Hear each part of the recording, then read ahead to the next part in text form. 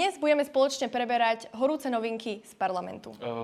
Takto rovno na začiatok by som tu skočil do toho, pán Palfi. Ja som tu pre vás priniesol jeden darček. Verím tomu, že vám to prospeje a že si môžete tým vymyť konečne tú vašu špinavú hubu, čo trieska vždycky iba z prostosti, vyvíja nenávisť voči ľuďom a že si konečne aj trošku vyčistíte svedomie. Dobre pani, tak začneme veľmi zľahka. Tak by ma zaujímalo, ako sa vy pripravujete na vianočné obdobie? Veľmi rád by som sa k tomuto vyjadril, ale bohužiaľ momentálne nemôžem.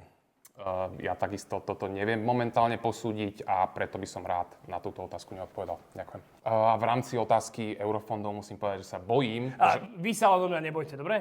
No to sa práve, že o vás bojím. Vy sa o mňa, kolega, ale nebojte, to dobre? sa práve, že Vy bojím. sa o mňa, ale nebojte, bojím. dobre? Ďalšia otázka. Pán Palfi, ako by ste riešili krízu dôchodkov? Poviem vám na to jednu vec, a to síce, že už mi moja mama hovorievala, keď som chádzal do politiky, aby som vždy veci robil čestne a s dobrým svedomím, takže...